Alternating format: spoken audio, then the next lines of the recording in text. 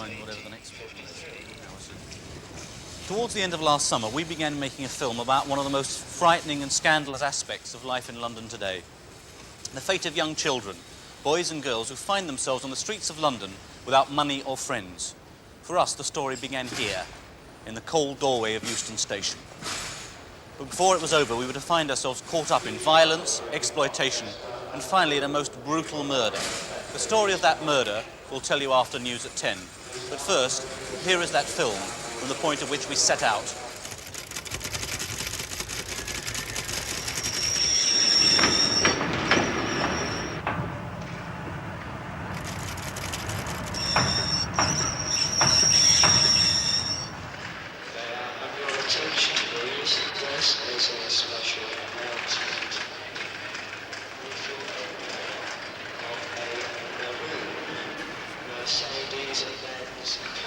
Euston, 9 p.m.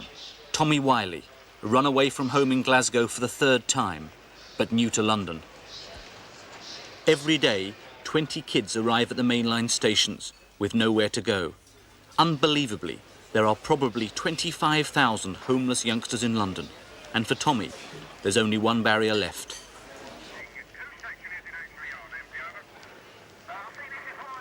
The whole of Euston is covered by closed-circuit police cameras.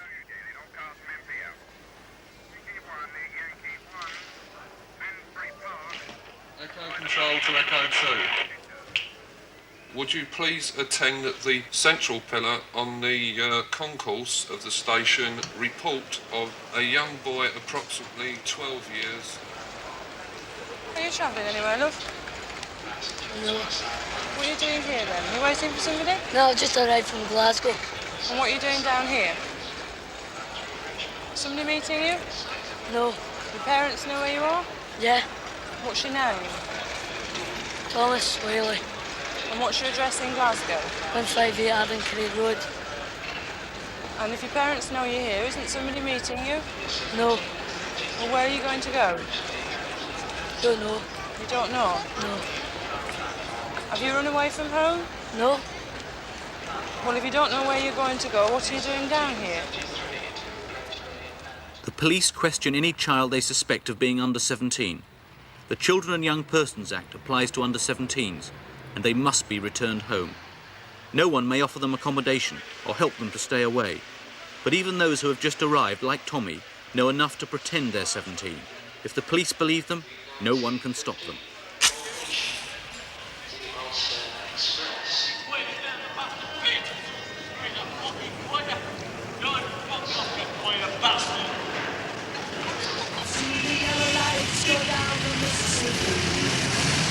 Past the railway police, Tommy heads for Piccadilly. Like most runaway kids, he's drawn by the bright lights and excitement.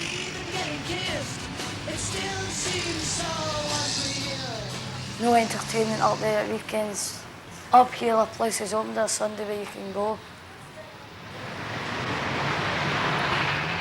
I wanted to see her. Couldn't wait till I was old enough to come. Very impatient. No patience at all. I was writing, no friends or nothing here. Lonely, a bit lonely. And lesson number 1, no bed for the night.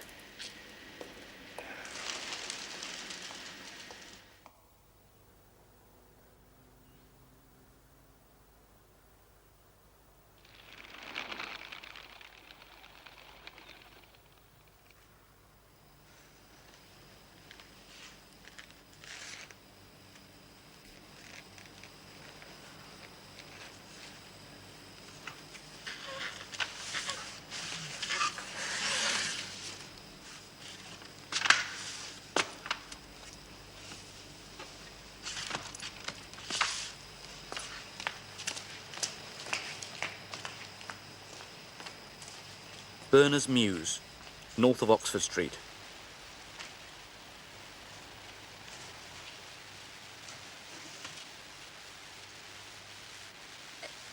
Hey, Jock, what the hell are you doing down there? What the hell are you doing down there?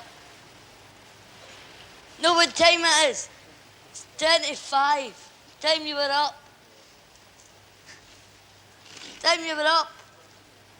Right. Where you want?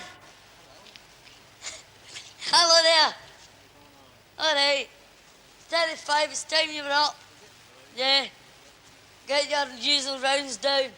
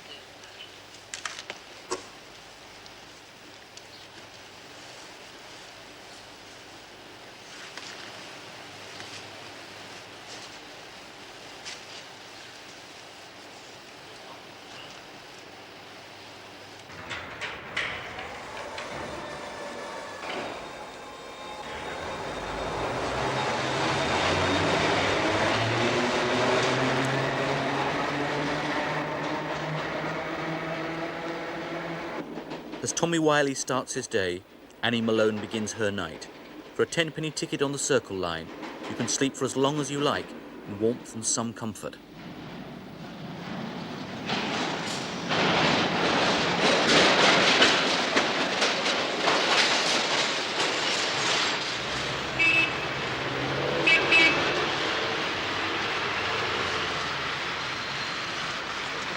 Annie ran away from home when she was 12 and has lived rough ever since, so she survived on the street for 4 years.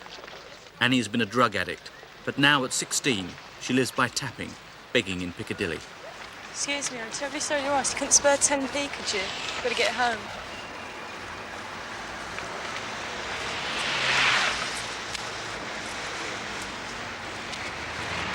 Thanks a lot, thank you.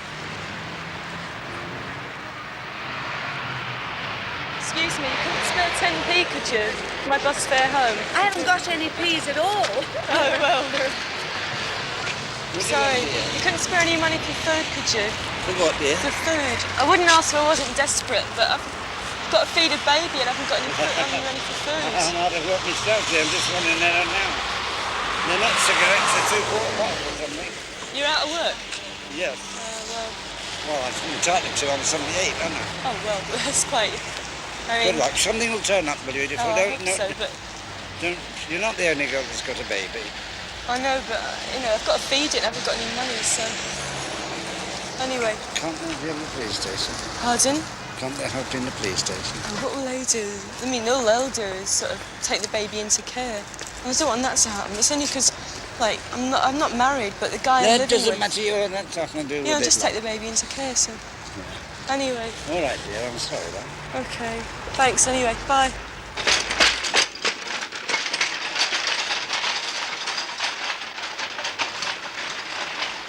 Got any fruit you don't want? You've got to come round at 5 o'clock. What are you after, then? Or just an apple. I'm really hungry. Or some strawberries, preferably. No, you can't have strawberries. Can I have an apple? Yeah, put it in the cup. Oh, great. Thanks, man. All right. Thanks. In the heat of an improvised bonfire in the old Covent Garden, the kids, the drifters and the down and outs gather in a way that has hardly changed since Dickens's time. Sit down. Right in front of me so they can't get me. For these people, it's a place of instant friendship. Watch you don't burn your skirts. No, it's not very stable, is it? I don't mind sitting with this lot because I know I'm not like them, but I don't mind sitting with them. Not like them. Well, I am. They're no different. I mean, hey? I think it's the 6th, 7th, 8th or something. I don't know. I know that guy from somewhere. I don't know where. Scotland? Yeah, Dunoon. Here, you been to Dunoon? Dunoon? Dunoon. Perhaps I saw you up there.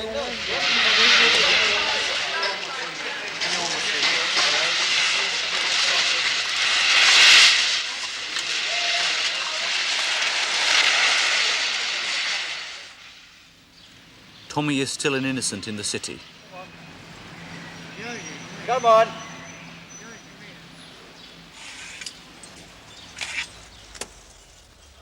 He lives off hot dogs at 30 pence and spends his change playing pinball.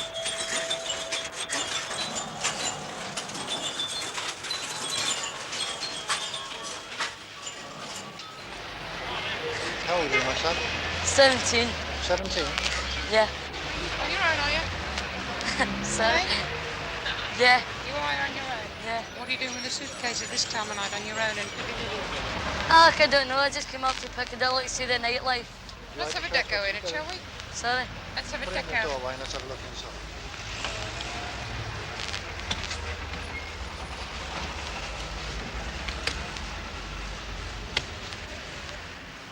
Once again, the police accept Tommy as 17 and point him towards the only government hostel in the West End for young men. Excuse me, sir. Could you tell me where the hostel is in Dean Street? I don't believe you either. Sorry. I don't believe you either.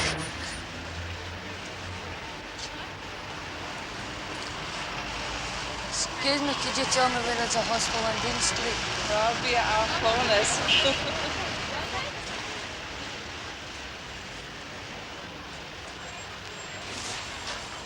What's the name, please? Thomas Whaler. I've just got to ask you a few questions, Mr. Wiley. Have you drawn any supplementary benefit in the last 7 days? No. Any national insurance benefits, such as unemployment benefits, sick pay, anything like that? No. When did you last draw wages? A fortnight ago. Not in the last 7 days? No. Are you working at the moment? No. Any income from any source, whatever? No.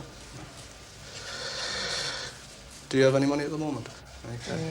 Yes. How much? No, you don't need to count it, just to tell me approximately how much. About 50p. Can I see your clothes, please? Thank you.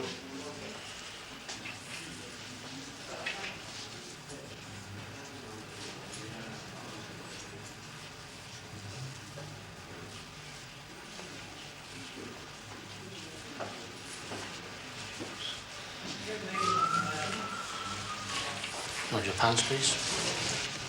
Sorry? Can I have your trousers, please? Why do you want my trousers? I must see them all. Why? Because that's the rules of the centre. If I don't see all your clothes, you don't come in.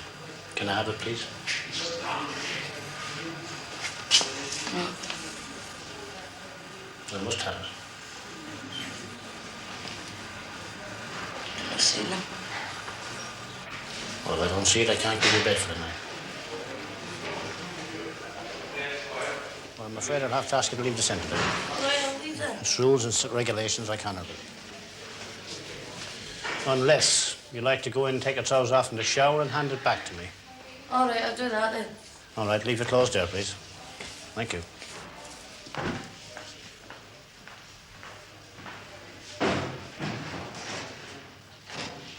The authorities insist on a daily inspection for vermin and lice.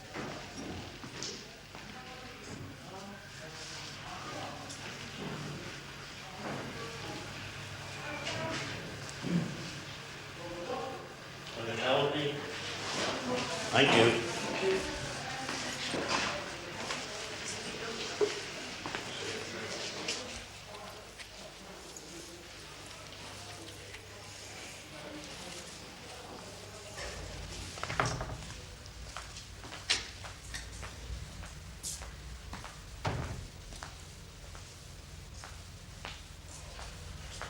One night of this was enough for Tommy. He'd come south to escape from discipline and adult authority.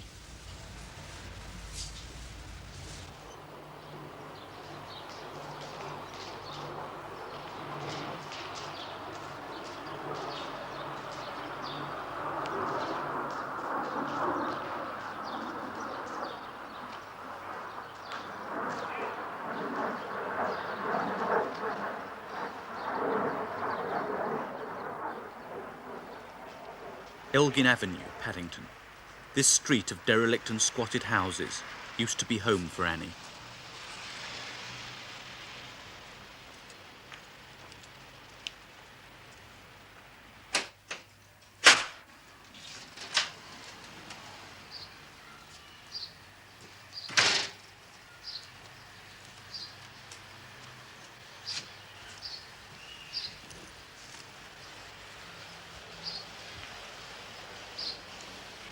Hello there. I was just looking for Henry, who lived upstairs. I don't know if you know him. No, I'm afraid not. But Marcus and Marion on the top floor, junkies. No, I'm afraid I don't know anybody. No. Could I have a look round, anyway? Yes, certainly. Top. It's deteriorated a bit since I was last here, I think. Right, be very careful because the cleaners haven't been in lately.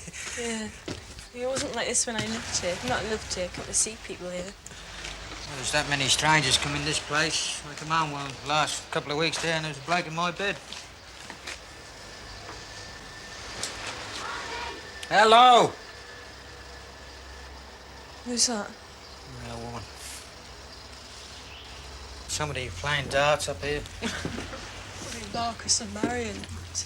Hey, look at them. God, straight almighty. Key to the Starlight Hotel flat. Her squat in Elgin Avenue brings back memories for Annie. My mother is a schizophrenic. She's been in hospital for 16 years. I have another brother. I've got a brother who's 21, and God knows where at the moment. A stepmother who is living in Finchley and is. She's very sad. And there's my father.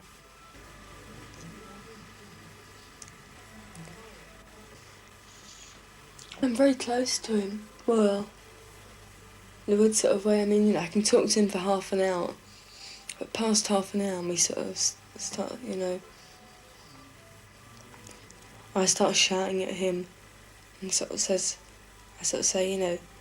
your ideas are wrong, my ideas are right. And he sort of says, my ideas are right, your ideas are wrong.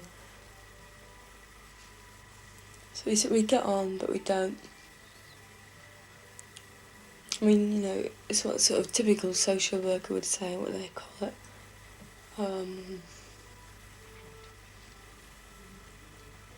Bad family background. They call it broken home. Tommy's newfound friends rapidly introduce him to the twilight world of Piccadilly. I'll tell you what, we got down Play-Doh. Yeah. I have a few time in there. Yeah. We got down there something to eat. This is the Meat Rack, renowned throughout the West End as a pickup spot. 20 pence, I've got 20 pence as well. That's about buy an ice cream, 5 pence. 10 pence. Oh, thanks very much.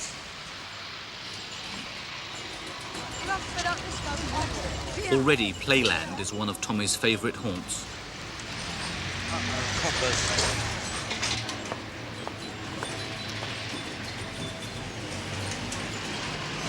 Every evening, its frontage is lined with boys, some on the game.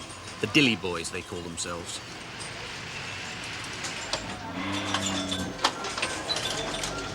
Wait, come on. Out. Come with him. Out, I said.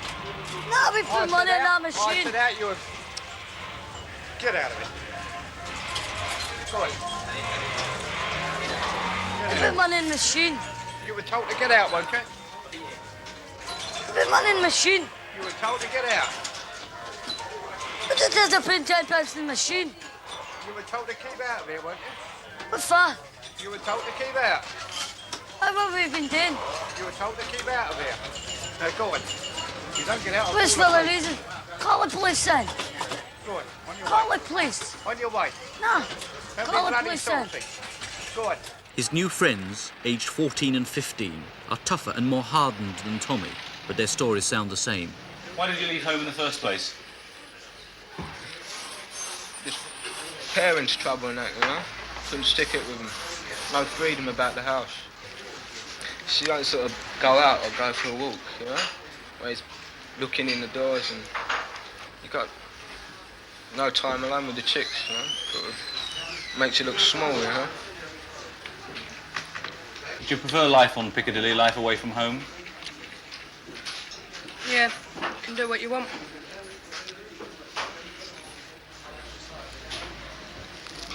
Do you think your mum and dad are worried about you at all? Don't know, and I don't care.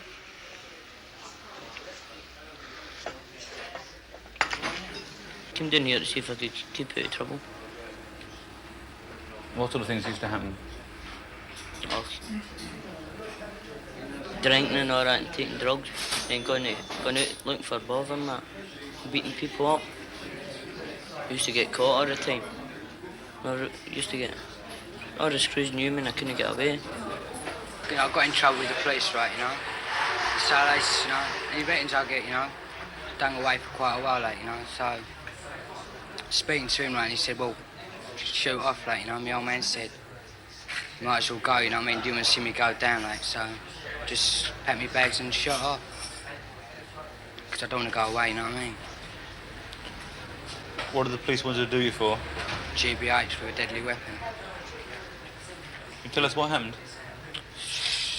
You know, I was coming home from pictures one night and some guy, you know, I said hello to his girl, right, because I knew his girl, right, and he kicked me out the arse, right. So I found a broken bottle, stuck it in his face. I went up to him and done it, you know what I mean, you know. It wouldn't be very nice, you know, because this guy's face is in a mess, but he started it, you know what I mean? He was trying to act flash, you know.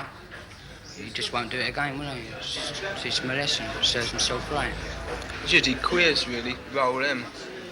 Don't like queers. There's too many of them about the place. True. They might get together, you know, and go down Piccadilly, or go where they hang out, all over the place, and go back to one of their pads with them. Give them a good hiding and get their money and piss off. What sort of things do you do to get money now? Nothing really great, just house breaking, you know? Things like that. Robbing phone boxes, you know? Still it pays, you know? Pays the way. For an old hand like Annie, charity can always be made to pay the way. For breakfast, she relies on the Convent of the Sisters of Charity in Blandford Street.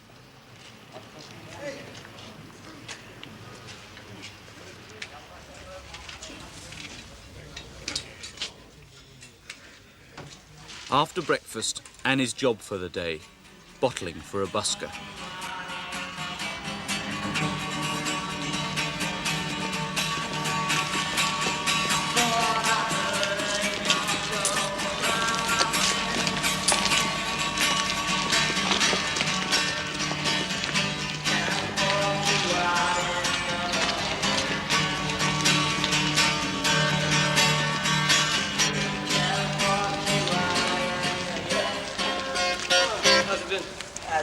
So, you know, Napoleon's on, watch him, you know, he's on. Him again? Yeah, right, yeah. How's the money?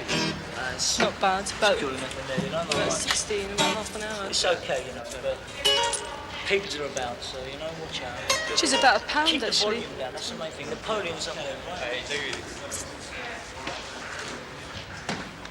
See it.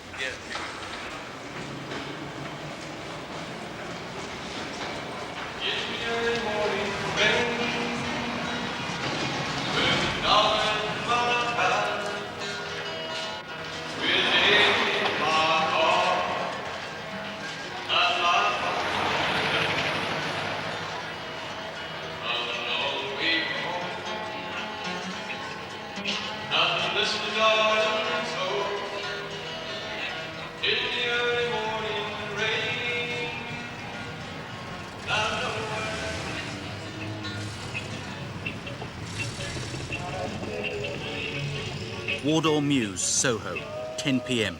The district comes to life. Clubs in the back streets swallow up the kids.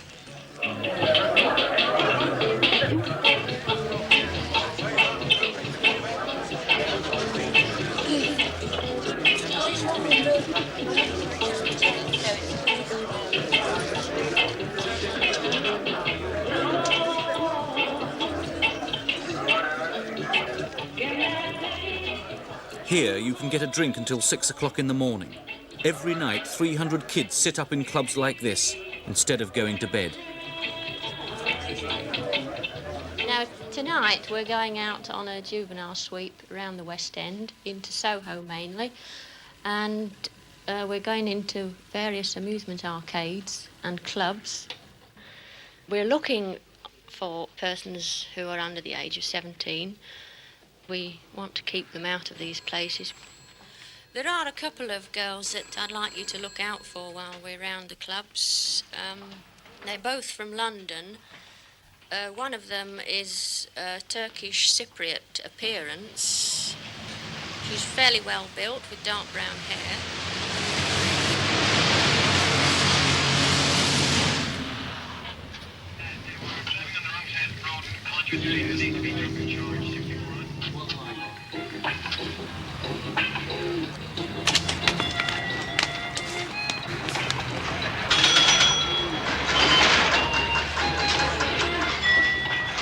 Each week the police send home perhaps a dozen underage kids. The old hands slip away into the shadows. Only the unlucky and the newly arrived get caught. What is all this? What is all this? You come in, you just start taking food. Who are you? No use being evasive. We'll have to phone your parents.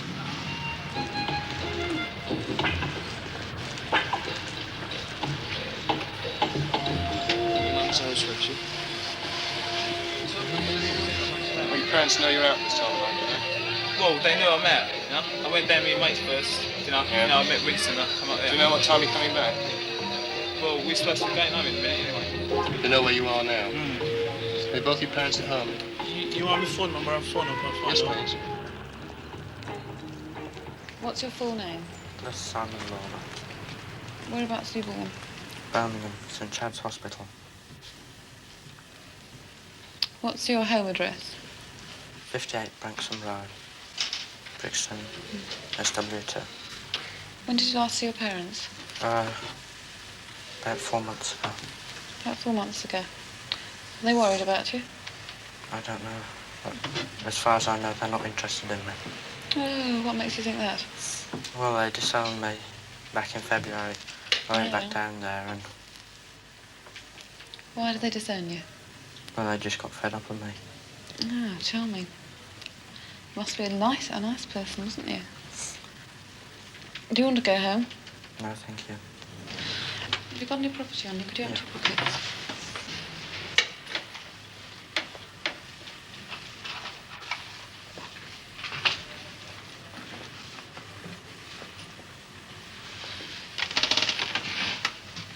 Yeah, could you do A7 CRO check, please, for me?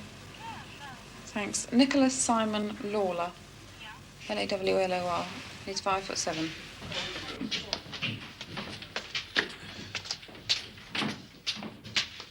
Well, I had an argument with my parents about the conditions of pay and the way they were taking my money off me. And I just got cheesed off with it. And I thought, well, I can get better wages up here in London, and I might be able to get a place to stay very quickly like I did last time. But when I got up here, I found I had no luck. I stayed in a place down at Shaftesbury Avenue for 3 nights, and they turned me out on the 3rd night. And I hung around for a few nights, and then I went down to Playland, which is just off Piccadilly Circus. And I was hanging around in there, and about 2 hours after it opened, a guy come up to me and said, "Do you want a coffee?" And I said yes. And we went and had a coffee, and then we went over to his place. And I made, as from that time, I made about 80 in a matter of a few hours. And that was all spent on place to stay originally. Did you understand what was going on when the bloke came up to you? Well, I could guess. I guessed what he was interested in. Why did you say yes? Well, I thought it's just a way of making money to get something to eat and a place to stay. Were you desperate? Yes, I was. It was about just over a week since I'd got up here. And I'd been at Shaftesbury Avenue for 3 nights. And I hadn't been anywhere since then. I'd just been either coming up round this area or just wandering around all night, not getting any sleep at all. Just tell me exactly what happened on that evening. Well, that evening we went over to his place And he said, will you toss me off? Which I did. And I got £5 off him for that. And I went, and he gave me my fare back down to Piccadilly Circus. And I went back in there and I made about £80, as I said, that night, at least. Can you tell us how you become a customer? Explain Well, what happened. I go down to, say, the West End Playland. You just hang around the machines there, and usually very quickly somebody will approach you. And they'll ask you if you want a coffee or something like that. You go back to their place. My parents would think, well, if he's doing that, it's not worth us having him back here now. We may as well put him away. And they'd put me away for as long as they could get me away. Don't you get on very well with your parents then? No, I never do. It's my mother and stepfather, and I've never got on with my stepfather. Tell us about how you felt the first time in Playland. At first, I was pretty horrified about it. I thought, no, I won't do it. But then it dawned on me it was an easy way to get money. So I said yes. And it was a frightening experience in a way because you don't know what's going to happen when you first do it. And what have you been doing since? Well, I've done quite a lot of that sort of thing. And I've settled down now. I've come off it now. I got fed up of it in the end. Why? Well, it's a boring and lonely life. Not many people want anything to do with you. Could you just explain that a bit more? Well, what it is, I think, oh, he's one of them, keep away from him. And you've only got your own sort to speak to. If I was ever in the same situation, I'd go back to it. It's about the easiest way of getting money you'll ever find.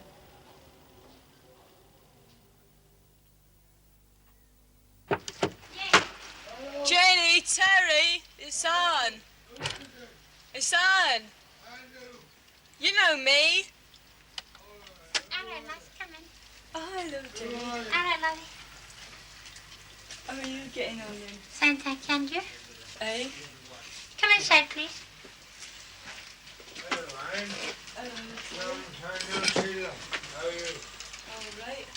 And you, what are you doing? Oh, not too bad. Not too bad. Come on, lovely. Where you living now? East Ham. East Ham? Yeah. Oh, the last time I saw you were in Holloway in the van. We went there to... No, it wasn't. It was at court, wasn't it? Yeah, no. I went into You court. weren't there then, sir. Hey? Holloway. I was in for a fine that I didn't pay. Yeah, I owed a pound. I I owed £1 and I didn't pay it, so I go to Holloway. For non-payment of fines, you were sentenced to 7 days. I got a taxi at the Holloway prison. I found out what the crack is. I paid the money and she comes out. And she was out 1 day and she left me again, eh? What are you doing with the stupid ass stuff? Last time I seen you in the hard stuff. Age. Well, And it. what would you prefer? I took the hard stuff or the wine? Well, I wouldn't prefer either. But, It's only a little sip. I'll go away, you drunkard. I'm not a drunkard. You are. I'm not. I know. These were Annie's next-door neighbours from the days when the drug scene was her living. You know, you've got to sort of eat. You've got to sort of get money. That's the only way you can do it. You know, you've got to get involved, otherwise you just die. Or you get stuck in an institution.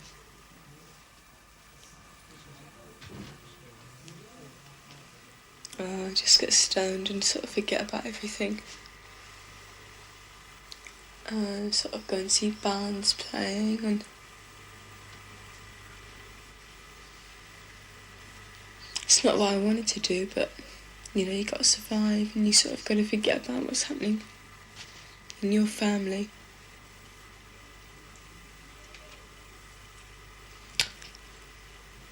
You know, you just sort of... You got to forget, 'cause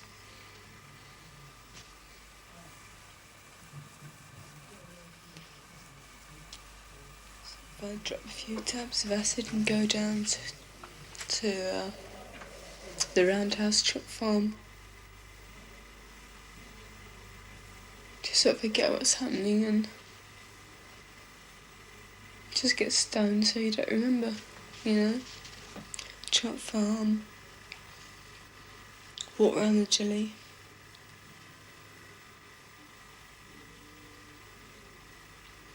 Well,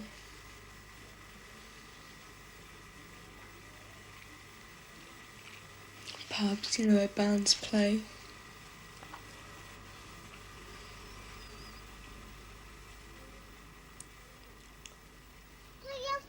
This is East, a street theatre commune in East Ham. Her husband's been beating her up for 4 years. The day before yesterday, he tried to stab her with a knife. And she's got scratches all over her body. We can't... Annie has been put into their care by the local council, desperate for any solution to the problem of an intelligent child who's been in 9 institutions in 4 years. Into that she would have to stay. No, Roger is family and he must have his room. You know, it's his room. It's like saying, Carol, you know, kick me out of my room and let her move in. We'll have to find another alternative. Well, it's not quite like that. I mean, you... Here, where there's loads of people I'm not related to. It's more of a family than what was at home. And I sort of feel I can say what I want to do without getting rejected.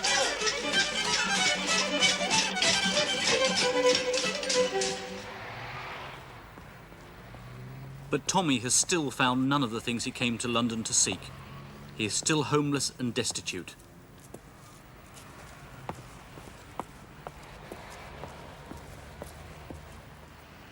In the end, he's reduced to the degradation of an old Marmite factory in Vauxhall. There are no beds here. You spend the night sitting up in an armchair.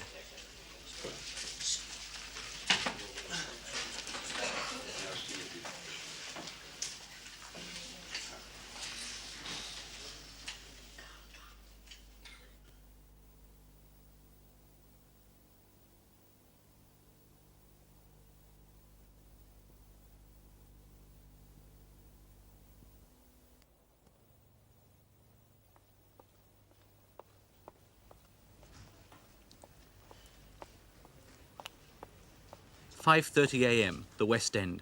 After 5 months, Tommy has had a gutful. His clothes stink, he's hungry. Suddenly, he decides to swallow his pride and go back to Glasgow, to his home in Castle Milk.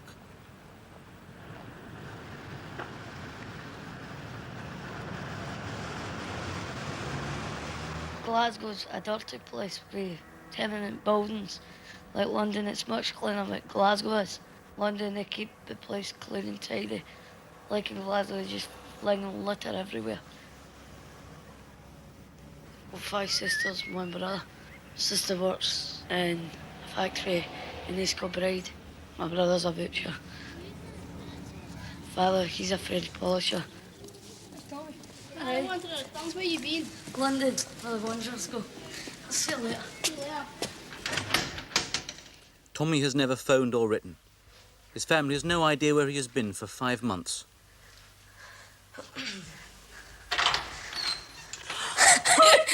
Hi, Jenny. How are you doing, kid? All right. Where have you been? No, I didn't London. Where have you been? All right. Where were you? I didn't London. You never even told us where you were going. Maybe you're ringing the phone just. That's something you need to do. You never gave us a wee ring the phone or even wrote us a wee letter to let us know where you Just had a wee gone. note, wee ringing the phone. Big mother? Yeah. Is this Big Mother? Ah, really? Something nice? Yeah. Oh, lovely. Do you miss your mother? Sometimes. Oh, sometimes. I bet you don't. You must be Tony. Aye. It's getting big, isn't it? Hi, Tony. Do you know Uncle Tommy's son? I'd rather you stayed here No. and try and get a job here. No. Many It's jobs up here, Grace. certainly. Look, nothing you beat Scotland, so. Well, we had a phone call. Yeah. And he said that he was having a wee bit of trouble with you. And he said that you had phoned up and you were quite cheeky. What's this? Joe? In fact, I think it was Jeanette that got the phone call. Aye, it was me going on. What did he say? And what did he say to you, Jeanette? He says he was talking as if he was drunk or something. He'd been a and nuisance. drugs or anything, and drugs. You'd been a nuisance to him. You kept phoning at hours in the morning and all that. A lot of rubbish. That's what he says. And he didn't said that he thought you had been taking drugs, that you had been taking drink. No. No, you You've don't taken take. any drugs, Alice. You don't take drugs or anything, sure you don't. Certainly not. No. My husband keeps everything to himself, and it really has upset him. I mean, he's aged terrible. I would say he's aged years and 2 years with these experiences. The young ones don't seem to realise that it's hard. I mean, when you've got responsibility keeping the house going, it's not easy to buy them just everything they want. And I don't think it's a good thing too, because that's where a lot of young people, a lot of mothers make their mistake, giving them just things that they ask for. I mean, I think it's nice if they can learn to appreciate a thing and work for it. Make them work, to try and save for a thing, not just to ask for a thing and get it. I think maybe that's why the young ones don't appreciate things the way we did. What do you think Tommy thinks of Mum and Dad and home now? Oh, I don't know what to say about that. I don't think Tommy could care if he ever saw us again. I think Tommy's just quite happy to be away and just do what he wants to do. I think he thinks we're too strict. He can't get doing the things that he wants to do. I feel young ones myself are unfair towards their mother and father. They're trying to do, it's worked for years. They seem to think, they don't realise that the years that a mother and father has worked to keep and rear them and give them the best to their ability, they seem to think that that's your place, that's your job. So therefore, you're not doing anything out of the ordinary. I mean, you're doing what you're expected to do. You're expected to do that. And if they want anything, you're supposed to just say, there it is. Which I think is very unfair. I would wish that you'd want to stay. But I know that's quite out of the question. I know that he doesn't want to stay. He just seems to think that London is the place and anywhere he goes is better than here. So what can you do? You just accept these things.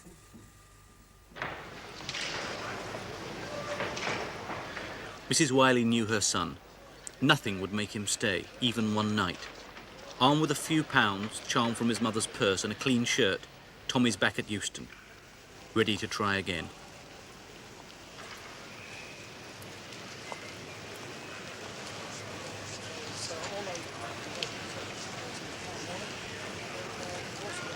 We get all the dustbins emptied, and there's quite a few people here tonight. Anyway, we'll carry on and see what we can do.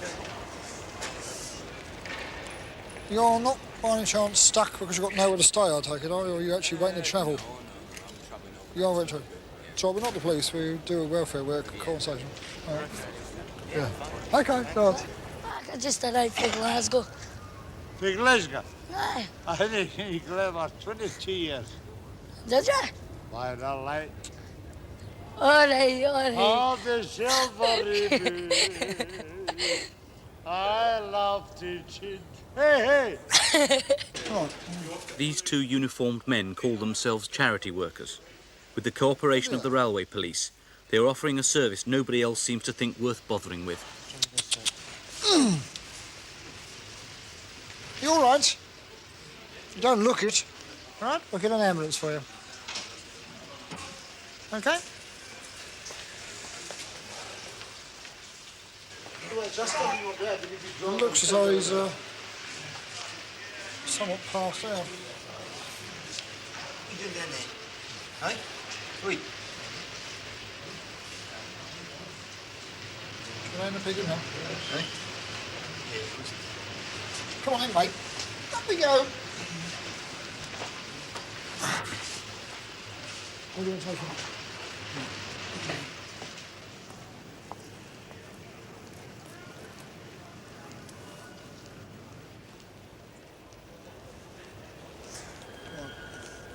It was a shame about the man in the toilets, but still, it isn't usual. 3 nights a week, these men sweep the homeless youngsters off the stations, with promises of food and accommodation. There's very few people on the station.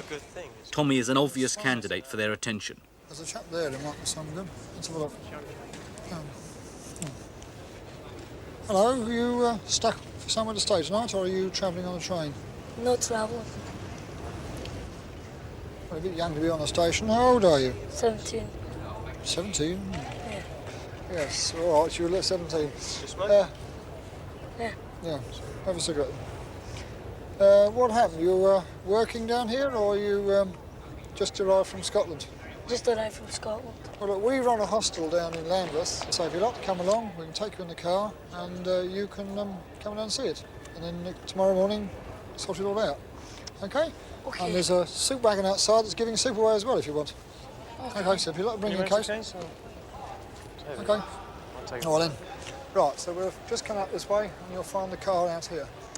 What neither Tommy nor we knew at that moment was that the man on the right, Roger Gleaves, has a long criminal record, including indecent assaults on young boys.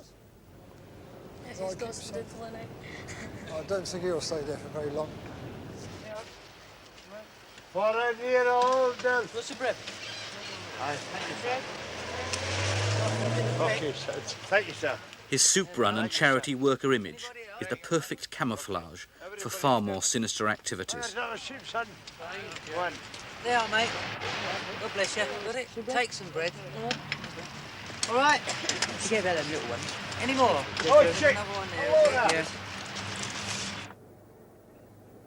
Tommy is driven back to the Brixton headquarters of the hostels run by Roger Gleaves. Now, if we can have a few details from you, please, and it gives us a chance to know who you are, because we are legally a hotel, and we have to give a list of who stays here, you see. Right, what's your full name, please? Thomas Whaley. Thomas. What's your date of birth, please, Tommy? 14th to the 2nd, 57. 57. That will make you... 17. 17, right. And where was your last address? Euston. No, before that, before you came to Glasgow. Glasgow. Now, you know the rules we have here. They're very simple. You get a key to the door. Yeah. Don't come in drunk, please, or if you do, come in quietly. If you want to go, let us know in advance. Otherwise, treat the house as you would treat your own place. Yeah. Okay, then? We'd like to sign the date here. We'll get you fixed up with accommodation tonight. Tomorrow morning, go to the Youth Employment Office. They'll find you a job if they can. You then go to the Labour Exchange to actually claim benefit as you're unemployed. Then we get you an appointment with the Social Security, who will then provide you with pocket money if you haven't got any, and will also pay us so much to keep you for the week. You've been in London before, you say, but this time you've quite convinced that you got your parents' consent. Yeah. I mean, you don't look 17 to me. I mean, if you're not 17, I'd rather know, because it's a bit awkward if we get asked questions, and we have been in the past misled by people as to either their ages or their names, and it does make things a bit awkward. Mm. You're quite convinced that's you? Yeah. Okay then. Right, well then, John will say we'll fix you up with somewhere to stay. He'll fix you up with a bed, and he'll take you around and meet some of the people in due course. So, right, we'll drink your coffee up, and then we're off to take you off to bed. Go in up the passageway, and then we'll be going round the stairs, and you're right at the top of the house.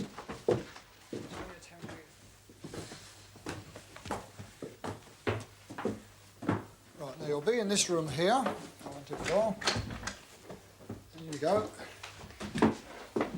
And that'll be your bed over there. Alright? Okay then, we'll get yourself down comfortably for the night. It's not much, but it's better than on the station.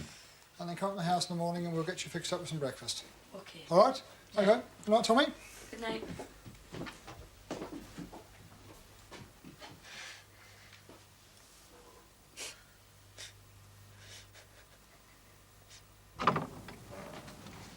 But Tommy did not know, and we had yet to discover, that these hostels were a world apart, where happenings which would seem incredible in the light of day represented normality, where horror and violence were routine.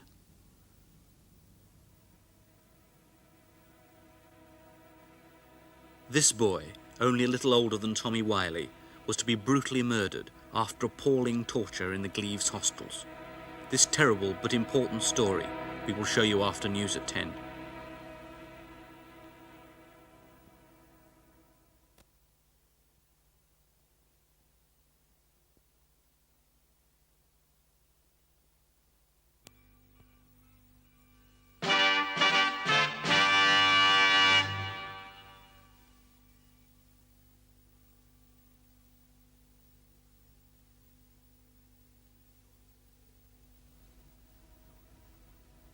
This is the true story of this boy's brutal murder. His name, William George McPhee, known as Billy Two-Tone. Like thousands of young boys, he headed for London. 6 weeks later, his body was found in a ditch. Billy, like Tommy Wiley, the boy we followed in part 1 of this programme, landed in a hostel run by a man with a history of violence and sexual assault on young boys.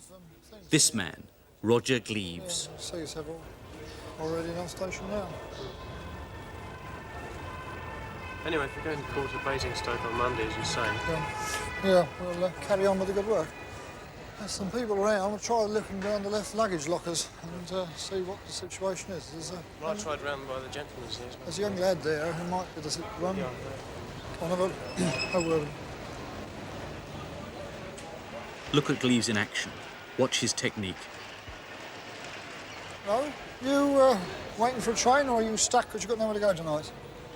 I'm stuck there, but nowhere to go. Have you been on the station for long? Half an hour. Been there half an hour? Yeah. Well, if you want, we've got accommodation which we can provide for people who have got nowhere to stay, and then you can get. Have you got money with you? No. Right. Okay. Well, if we've got a car outside, I'll take you out to the hostel if you like. There's a soup wagon outside. They'll give you some soup. Go on. We're not the police, we do welfare work, conversation. We already had grave suspicions about Roger Gleaves and his charities. We felt we had to dig deeper.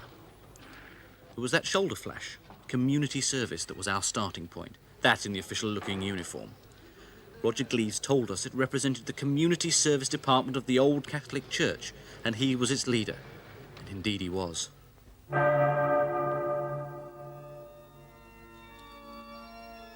That unto us it may become the body and blood of thy most dearly beloved Son. The old Roman Catholic Church has its headquarters at the Chapel of the Holy Spirit and St Thomas of Canterbury, otherwise known as 23 Drayton Park, Highbury, London N5.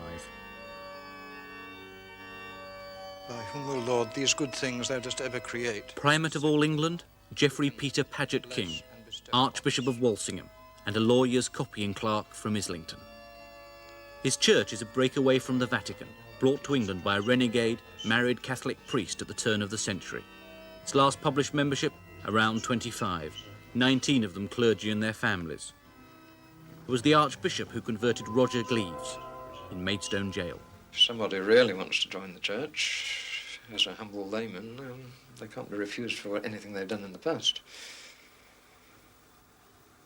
The difficulty with Roger is that he wanted to be ordained, and that we couldn't countenance.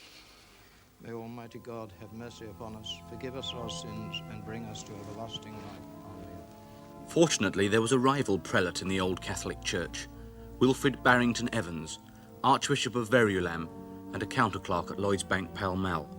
He ordained Roger Gleaves a priest and entrusted him with the Chapel of St Bonaventure.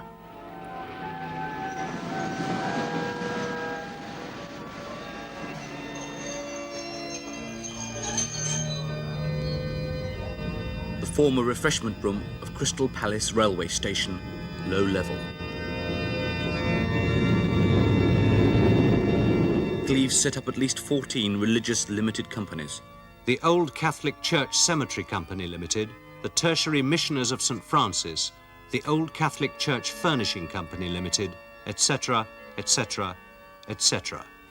In 1966, Gleaves came into his own. He quarrelled with both archbishops and set up his own Old Catholic Church and had himself ordained as Vicar General and Bishop of Medway. He went to Germany while attending a territorial army camp, slipped away and was ordained, was consecrated rather, by a German bishop as a genuine bishop. The Bishop's Palace, 267 Beechings Way, Rainham, Kent. This synod of the old Catholic Church, including Gleaves, had some dubious members. Father John Harding, 4 years indecent assault. Father John Collins, 2 years theft and forgery. Father Harold Brayley, 8 years 9 months indecent assault. The same Harold Brayley helped Gleaves run his hostels. He was in prison for buggery and visited the Brixton hostel on weekend release. So much for the company Gleaves kept. It was enough to make us go deeper into Gleaves's past.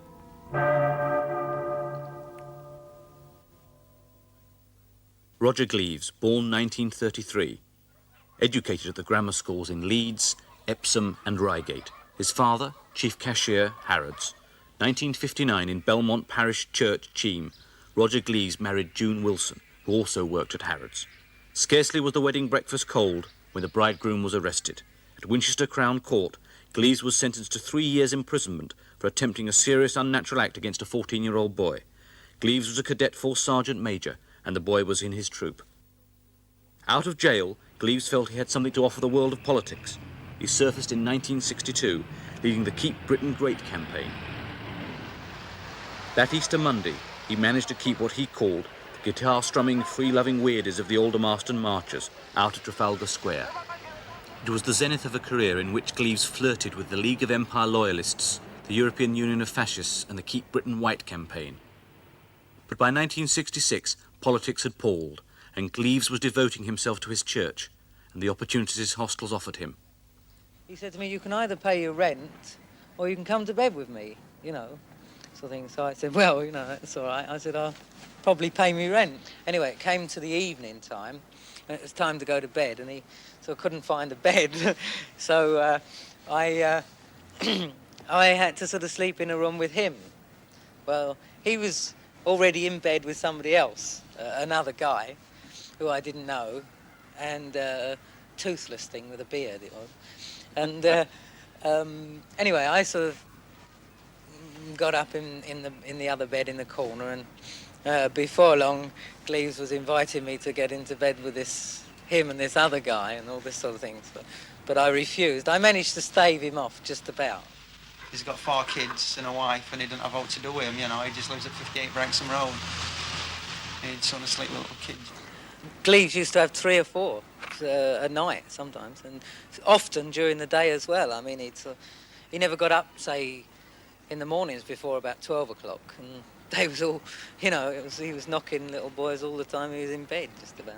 In 1971, at West London Magistrates Court, he was once more found guilty of indecently assaulting a 14-year-old boy. Sentence, 6 months, suspended. Where we cook the meals. This is Sarah, this is Tommy, who's one of our new residents. He just came last night. She does the cooking. Don't come in here unless you have to, except at nights. If you want to earn a bit of extra pocket money, we do pay for the washing up because she works all day, so she can't work all night. All right? What about tea? You mean during the day? No, yeah. During the daytime. What, there's a vending machine. Neither we nor Tommy knew at this moment that he had fallen into the hands of a strange and dangerous man. Right, then we'll take you upstairs and I'll show you the room you're going to be going into. And then after that, we'll get you moved from 38. Then you'll be down to the Youth Employment Office to sign on. And then we'll try and see if we can get you an appointment with the Social Security today. Right, and this is one of the rooms. It's not your bedroom, but... oh, hello, Rab. Here's a new lad who just come to join us. This is Tom, this is Rab. Nice to meet you. He comes from Scotland as well, same as you. What part? Glasgow. I come from Edinburgh. Yes. It's Edinburgh. We found him in Victoria Coach Station in Ladies' Near Lavatories. Edinburgh Castle. Yeah. Well, anyway. Pretty far from it. You know, another chap down there who's out for the moment. Irish Joe over there, and that one's empty. Will he be living in here? No, in the room above. As the filming with Tommy at the hostels was finishing, we began to hear rumours. Not just about the sexual activities, but about habitual violence. Listen to these 2 stories. Chisholm said, oh, I don't know nothing about it. So Woodland sort of picked him up and grabbed him by the throat and said, look, I want to know where they are, you see. So he kept saying he didn't know. So he threw him back over, and his head was here like this, and then he pushed him down onto the bed like this, got hold of his arm, put his knee there, and put his full weight onto this. Meanwhile, Gleaves had him sort of holding his legs down, had him right by the balls, really squeezing him, and he had his leg up like this and burning his leg with a lighter with his other hand. This guy got dragged out of a room and thrown downstairs, and telephone ripped off wall and smashed over his head. Then he disappeared 2 days after that or something. The stories seemed too incredible to believe. After all, would Gleaves let us film if that's what he was up to? The tales of violence kept filtering in from the Gleaves hostels that stretched across London from Hounslow to Highbury. Then one Sunday morning, someone phoned us in a panic. It was a hostel warden. One of the kids, Billy Two-Tone, has been murdered, he said. We racked our brains to remember the dead boy. He'd arrived in the hostels in the same week as Tommy Wiley. We'd met him in the Hackney hostel, a thin, quiet boy with an ashen face. His mates in Hackney told us more about him. A small-town boy from Bannockburn. After school, a pit electrician, a coalman, a labourer. Best man at his brother Joseph's wedding. Nearly engaged himself once to a Scots girl called Mary. They went to Bristol together to look for work, but after 6 months they drifted back to Bannockburn, where Billy's mum was a nurse. Billy, nicknamed Two-Tone because of his two-colour hair, was a quiet, ineffectual lad, but a hard worker, though he found it difficult to settle. So he decided to leave Bannockburn and his house at the end of this terrace. Well, he was happy enough at home, but he just wanted to go down to England. Wanted a good time down in England. He didn't tell me. I didn't know he was going to about 2 hours before he went. He told me about 11 o'clock in the morning, Sunday morning, and he left at 1. And his dad walked him up to the bus stop, and he tried to persuade him not to go. But Billy went just the same. No matter what we would say to him, he just went. By a strange twist of fate, this man, James Hyland, was driving to London that same day. Hyland was a formidable figure in the Gleaves empire and warden of the Hackney hostel. Well, when I met him, young Billy at the motorway just the other side of Carlisle, he didn't say very much at first. But when I started to ask him a couple of questions, where he was going, he told me he was going to Torquay first. I sort of, first impression of him was that he was a typical lad who was coming down south to try and make himself a few shillings. He didn't give me the impression he was a hard man or anything like that. He was just an ordinary lad coming down. He asked me what I was doing down here. I told him, and I gave him my address, my phone number if he ever was in London for somewhere to stay. But he stressed quite clearly that he wanted to go to Torquay. He had a couple of mates there and he had a chance of getting somewhere to stay.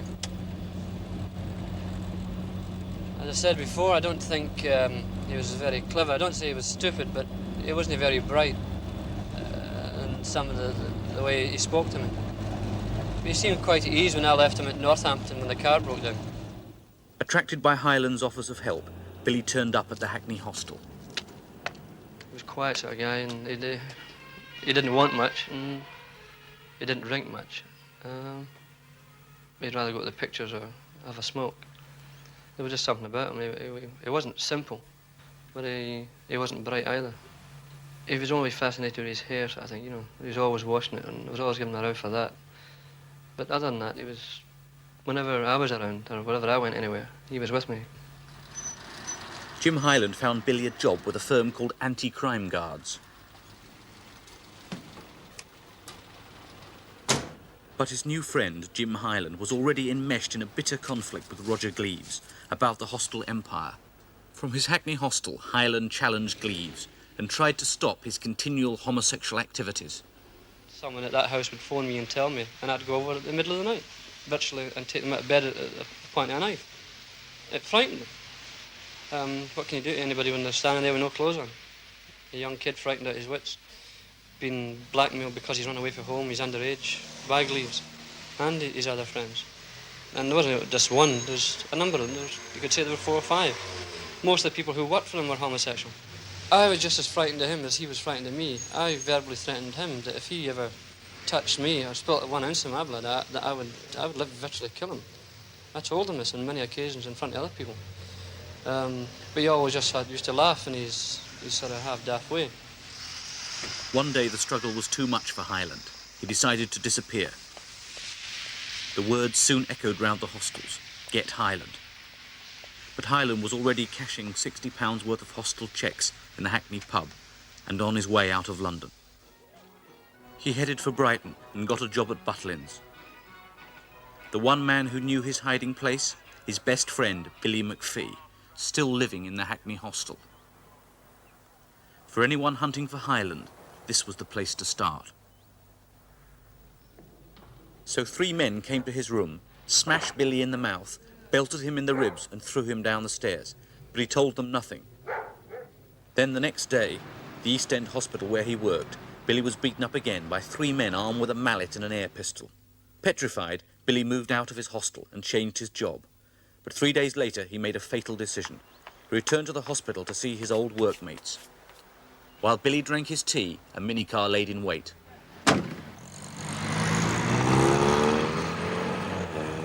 Inside, another motley crew, all residents in the Gleaves hostels. Philip Holland, 29, on the run from the Australian police, small, mean and vicious. When he snapped his fingers, David Johnson jumped.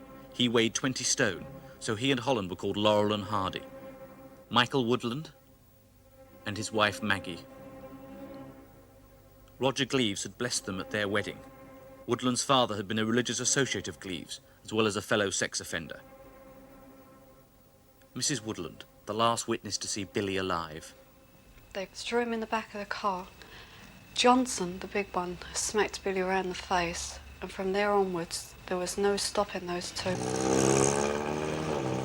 Holland got hold of the jack, smashed Billy across the nose, and his nose started bleeding. Johnson again beat him around the face and reopened up a cut that was done previous. Phil Holland folded his arms up like that and started burning Billy's hands and that with cigarette ends. It was actually Holland saying, get the truth out of him, find out where Highland is and that. And Billy, I don't think Billy really did know where Highland was at all. Dave Johnson took out a bit of paper, he ripped it up into several little pieces, and Johnson said to Billy, now bloody well eat this. So I saw this kid actually eating this paper and that. It was terrible. They drove the car round the back through these 2 big white gates. They stopped because they couldn't get any nearer to the cottage and that because there was a great big compost heat there.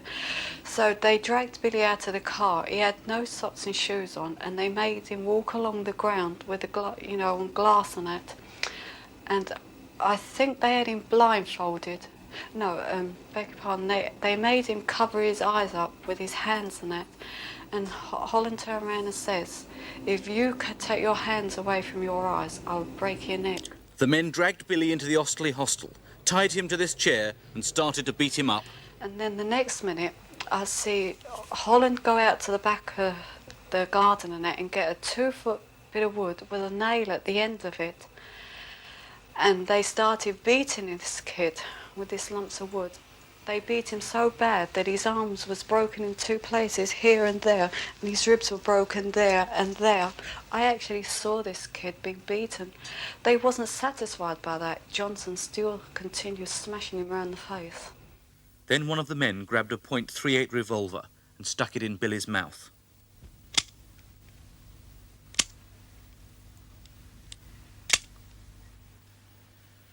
Poor Billy was so frightened that he wet himself. He just wouldn't give in. That kid just would not tell. All of a sudden, I remember the room just being empty, and it was just me and Billy and everything. And I remember Billy saying to me, touching the top of his head and going like that. And I thought, oh, he must have, they must have hit him on the head, with these bits of wood.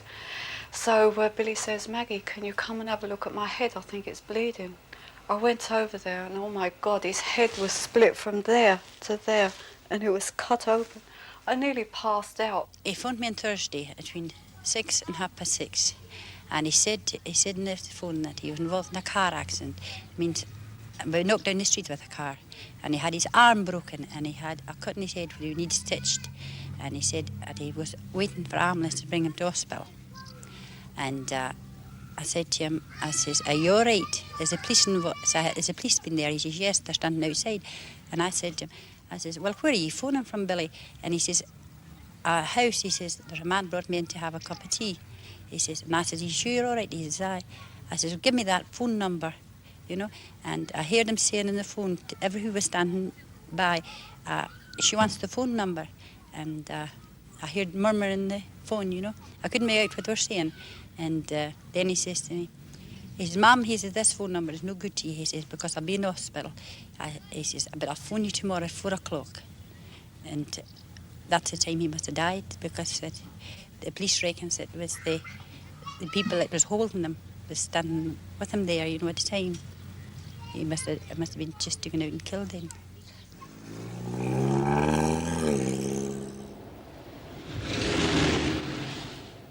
The three men dropped Mrs. Woodland and headed down the Brighton Road.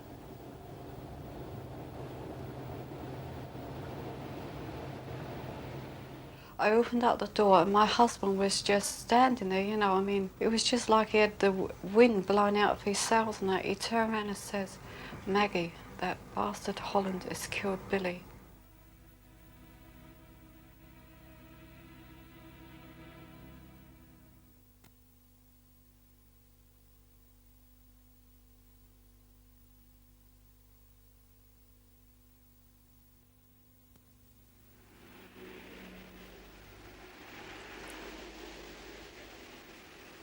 It was 3 days before the Sussex police were called to a lay-by on the A23 south of Gatwick Airport. They recorded this scene.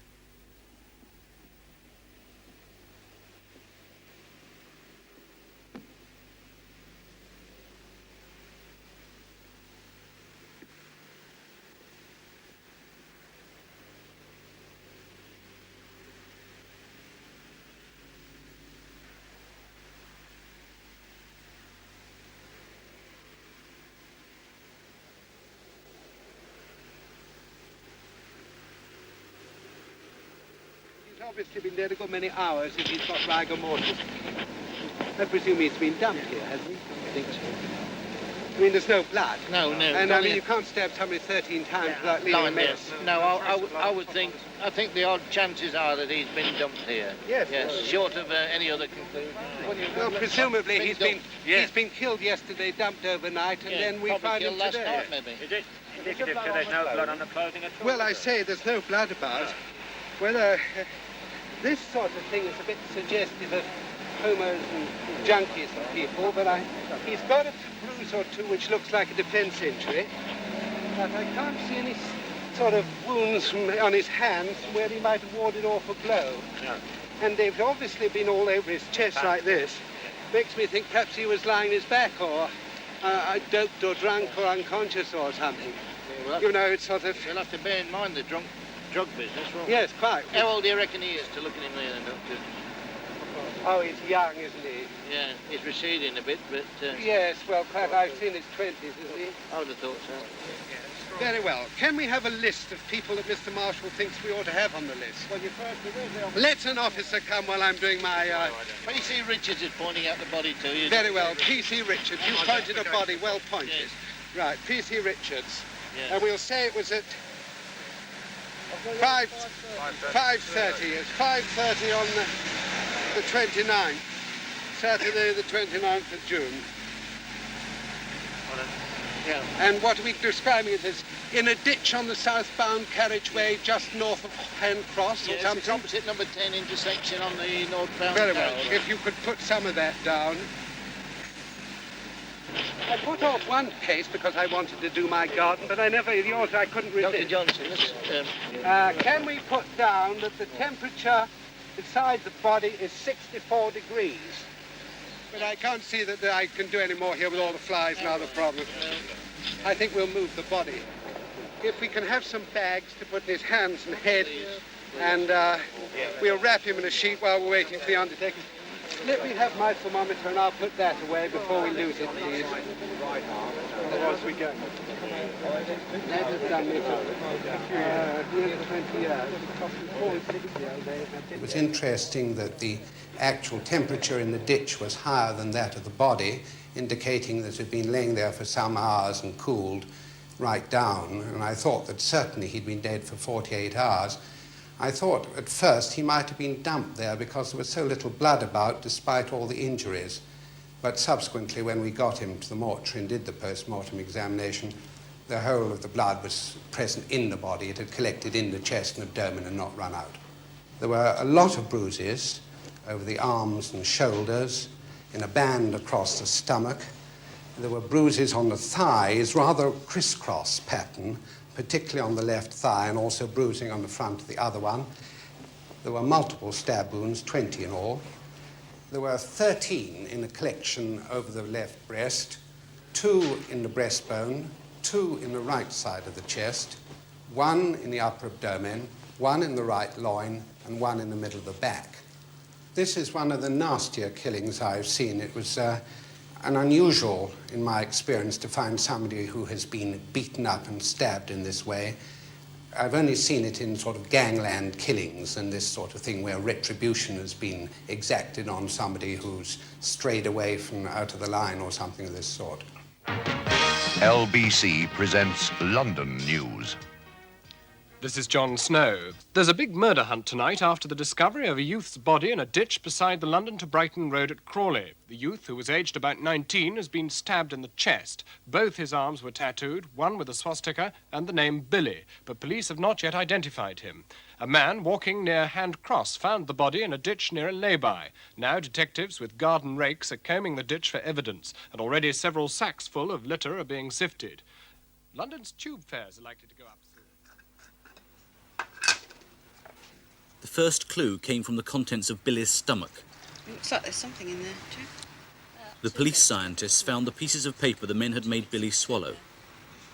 They were curiously well preserved. The scientists fitted the paper together, and it revealed a crucial phone number. But the Sussex police had a second clue.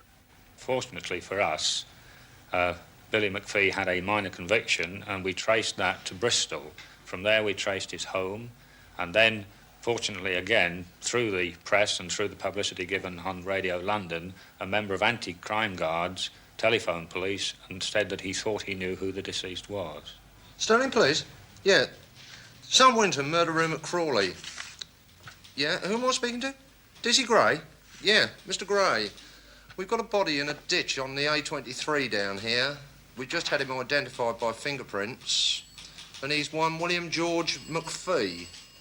M-C-P-H-E-E. Yeah, his last known address is at Wallace Street, Bannockburn. It's next day we heard it, you know, when Mick Woodland, you know, turned up and he says, oh, to make him some tea and some toast, like, and I fetches it up into office.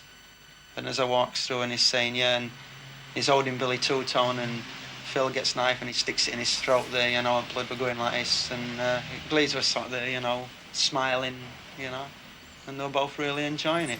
The police hunt was now closing in on Gleaves' hostels. We found some of his hostel friends, and as a result of what they told us, it was most important that we made inquiries of the man Woodland, Holland and Johnston.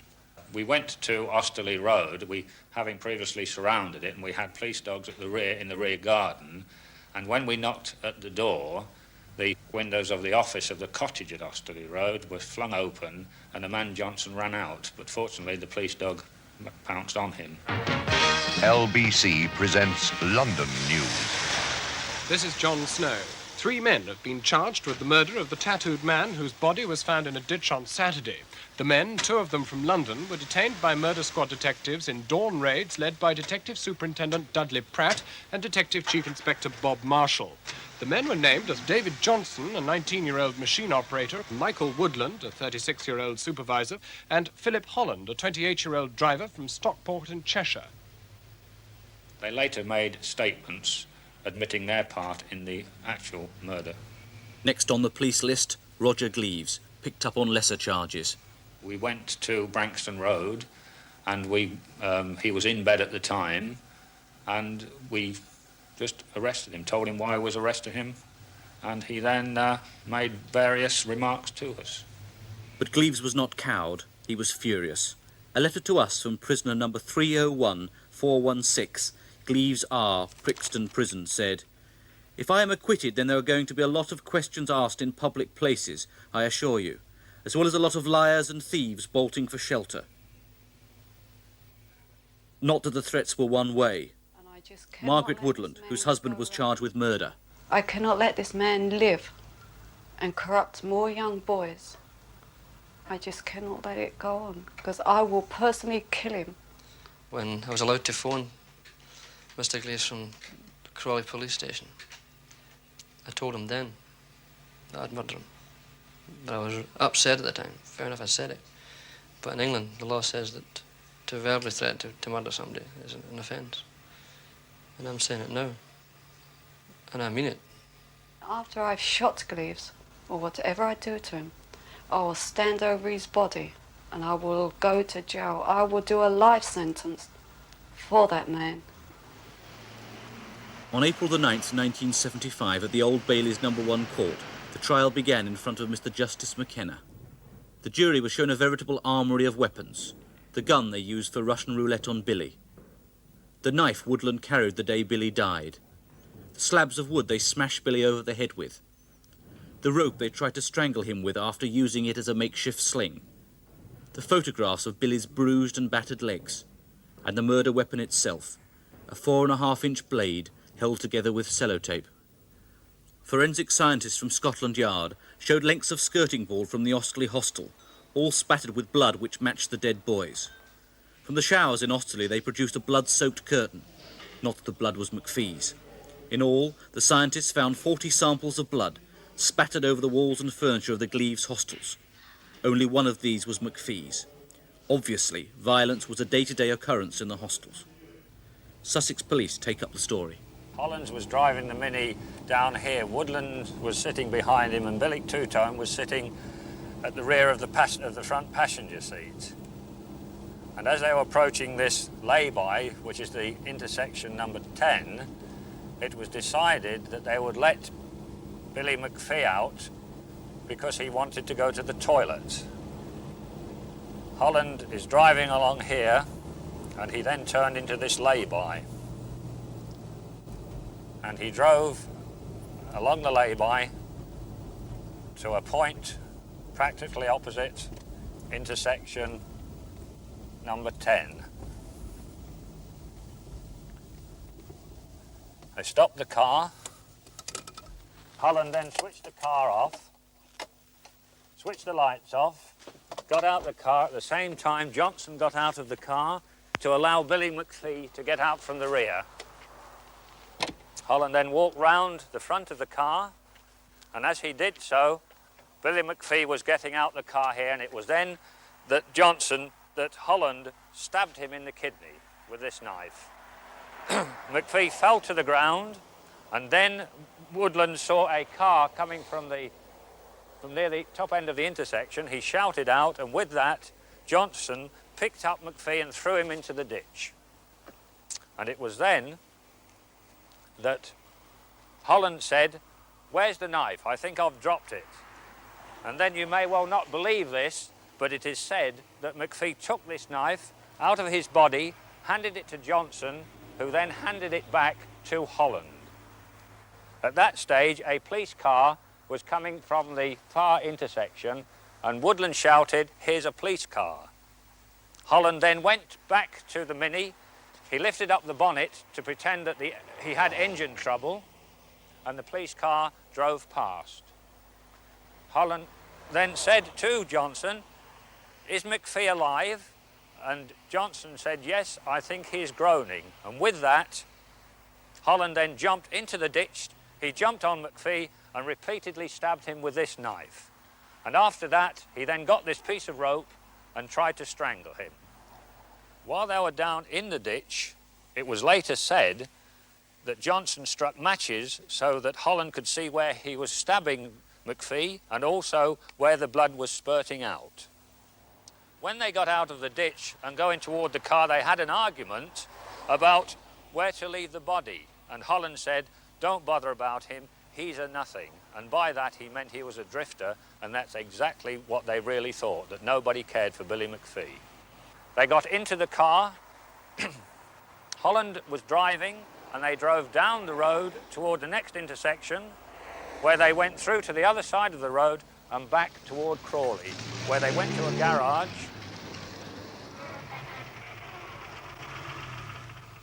And there, Holland went to the tap, he washed the blood from his hands.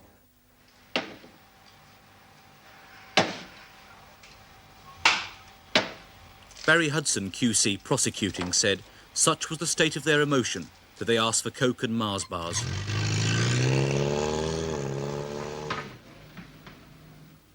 After a 14-day trial, the three men were led into the dock to hear the verdict. Philip Holland, verdict, guilty, life imprisonment. David Johnson, verdict, guilty, life imprisonment. Michael Woodland, verdict, guilty, life imprisonment.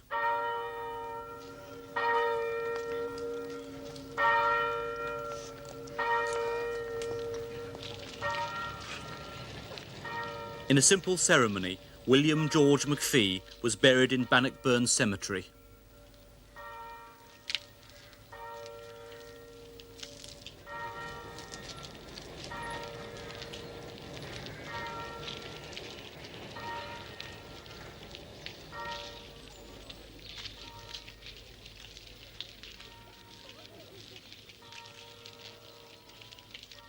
And as I have worked and lived with you, Mr. and Mrs. McPhee, and your family, yes, remember through 2 times of tragedy, I have seen it to be not all bad. I have watched you drawing nearer to God.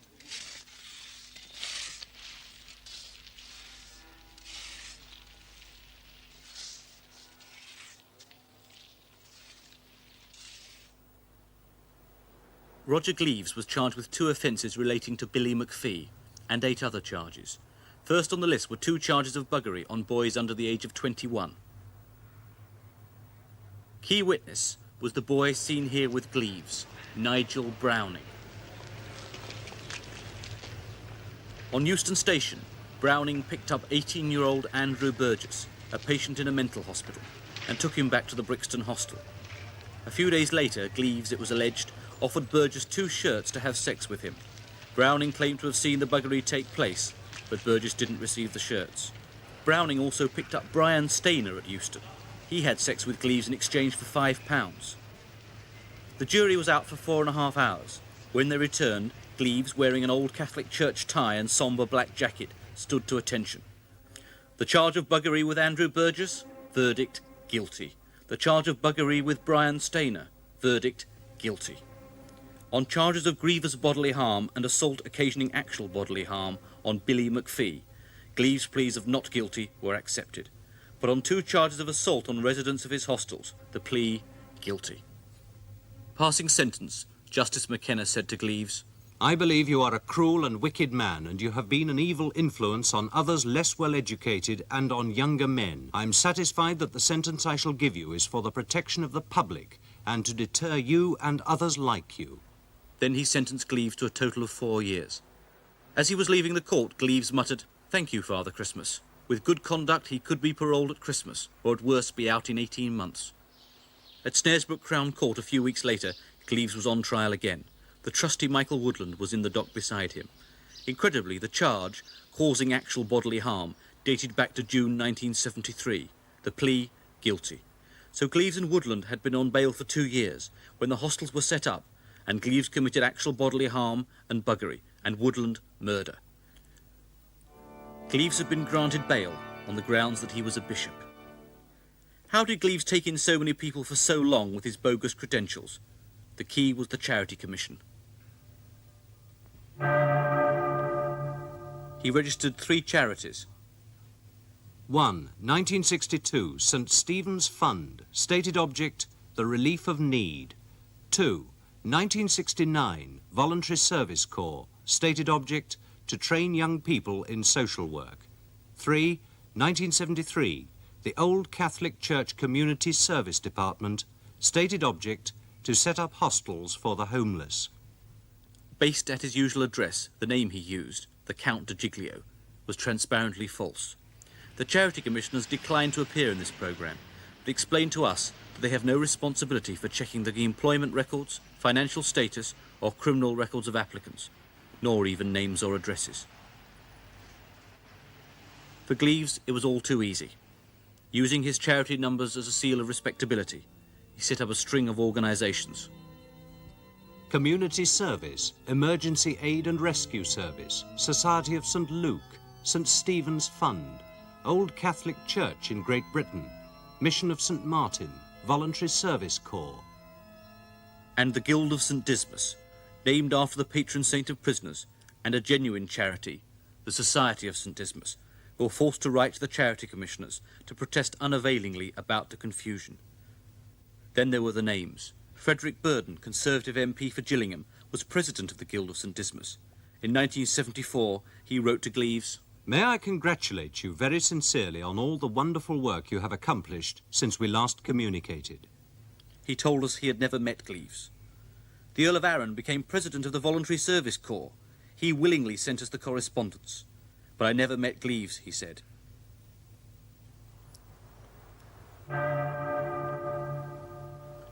Gleaves hostels now spread over London. Waltham Forest, Lambeth, Hackney, Islington, Hounslow and Osterley. There were 6 different groups. When he couldn't persuade councils to give him houses legally, he simply squatted in them. In Lambeth, he had 2 legal hostels and 7 squatted. Gleaves himself, plausible as ever, had explained his system to us. We were dealing with general homeless people, but of the homeless people, many of them are youngsters who would never go to any of the other places. I mean, they haven't got the money for the Salvation Army. They don't want to go and sleep under the arches at Charing Cross. They don't want to go and spend the night in the St Mungo's Marmite factory of Vauxhall. So somebody comes up and says, "Do you want a nice warm bed for the night?" They automatically think, yes, please. We are a halfway house. We are not intending to run it as a permanent boarding house or permanent hotel, although one of my residents has been here, in fact, 11 months, who we found on the station. But we'd like to try and get them to move on, find their own feet and move into their own places, or move into a longer stay hostel. It was very convincing. In Hounslow, the housing department granted them this property without the usual hostel licence. The same in Brixton. Now, they tell us, they have tightened up procedure. In Hackney and Waltham Forest, similar things happened. In Osterley, the house where Billy Two-Tone was tortured was leased from St Christopher's Fellowship, a totally respectable charity. Vice Presidents, the Archbishop of Canterbury, the Bishop of London, and others. The fellowship were offered a reference by none other than the Right Reverend Roger Gleaves, Bishop of Medway. The authorities also fed him children.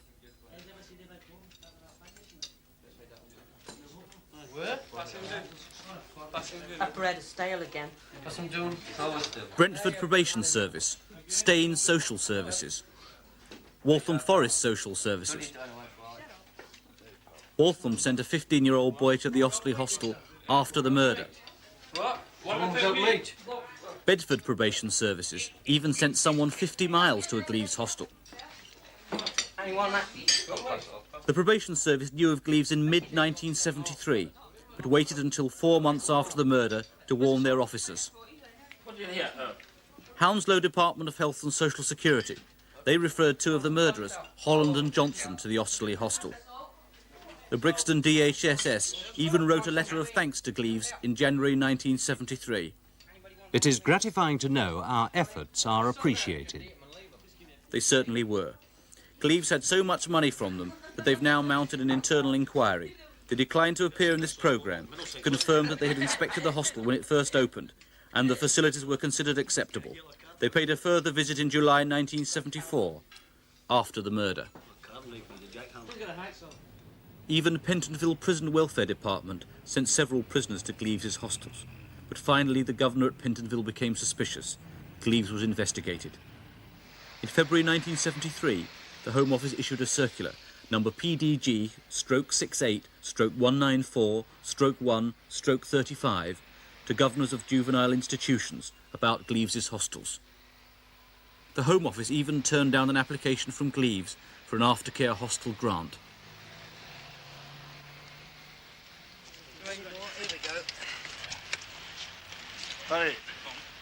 But the Home Office took no positive action. They never spread the news to local councils, the Charity Commission, the police or the DHSS.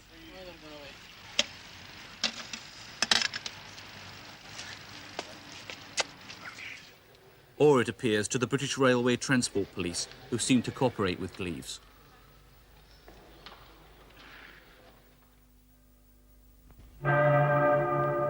Gleaves claimed in court that he had spent £5,000 of his own money on food in the hostels. In fact, we believe he made a fortune, almost entirely from the taxpayer. How did Gleaves do it? You'll remember him telling Tommy Wiley. Tomorrow morning, after you've had a good sleep, breakfast, you'll go to the Youth Employment Office, which is a government agency where you register for work and they'll find you a job if they can. You then go to the Labour Exchange with a form from them to actually claim benefit as you're unemployed. And you come back to us and then we get you an appointment with the Social Security, who will then provide you with pocket money if you haven't got any, and will also pay us so much to keep you for the week. He just used to send a list of names and payments. For every unemployed boy, under the Supplementary Benefits Act, paragraph 17, Gleaves, as official warden, received a £9 giro cheque direct from the DHSS. Ever thoughtful, Gleaves printed application forms with detachable return slips for the DHSS. And he gave me a different name, different age and different insurance card numbers, and I went down to the Labour Exchange to sign on and get a voucher for him. These spare insurance cards were kept in Gleaves's office. There must have been at least 60 people, 50 or 60 people, living in this house alone, which is capable of holding about 30 at the very, very most. But they were presumably supposed to have been living here, according to Gleaves and his sort of organisation. But they were signing on twice and going down to other places and things like that. There was actually one guy signing on 3 times at Brixton in 1 week. And Gleaves was reluctant to pay his bills. Debts included £1,128.19 to Keep Freeze Limited, £125.50 Hackney Council rates, £243 Waltham Forest Council rates. Well, I worked it out roughly once, that minus anything that he spent, he should have made somewhere in the region of about 30-odd thousand quid. We found 27 Gleaves bank accounts under different names. There had been 12 at Lloyds Bank Rainham Kent branch alone.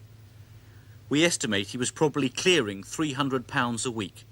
Indeed, prisoner number 301416, Brixton Prison, Gleaves R, still had enough to offer Tommy Wiley £50 or even £100 for his help. We've seen the changing faces of Roger Gleaves. We've shown his love of power, his fondness for uniforms. But how did he get away with it? It must boil down to his plausibility and ruthless cunning. Look at his confidence and hypocrisy as he talked to us the very week of the events which led to his trial for buggery and assault. We're known to various other informal welfare agencies who refer people to us, and we go looking for our own clients as well, late at night. We have full permission from the railway authorities at Euston and Victoria to do this. We identify ourselves by wearing uniform to get over this problem. If I walked up to somebody on the station and said, are you stuck for a bed for the night, I might easily get a black eye or a smack in the face, depending if it was a man or a girl. So we wear, it was the suggestion of the authorities at Euston originally that we in fact wore a form of uniform to do this. I mean, we in fact have a nodding acquaintance with one particular gentleman who goes around collecting people for his own ends, and then he brings them around here afterwards. I mean, at least he doesn't throw them out in the street, he simply sends them around here.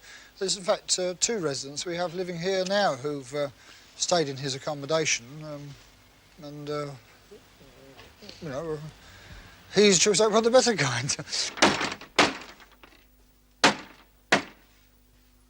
The hostels are closed, but what about Tommy Wiley, the boy with whom we started our film? He's been back at Euston, sleeping rough. We got our last letter from him. I've been in Ashford Remand Centre for 3 weeks for refusing to quit railway. I was fined £10 by the judge, Mr. Romer. See you soon. Regards, Thomas. There are 25,000 homeless youngsters in London. Tonight, 1,000 will be sleeping in shelters, 300 in cafes and clubs, and 300 on the pavements. And thousands more are pouring into the West End. And every year, they're getting younger.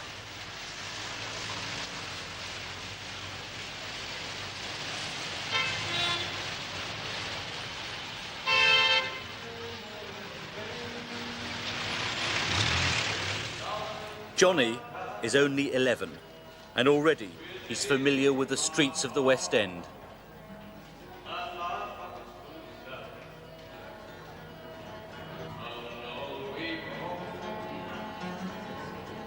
And this the darling hope in the early morning.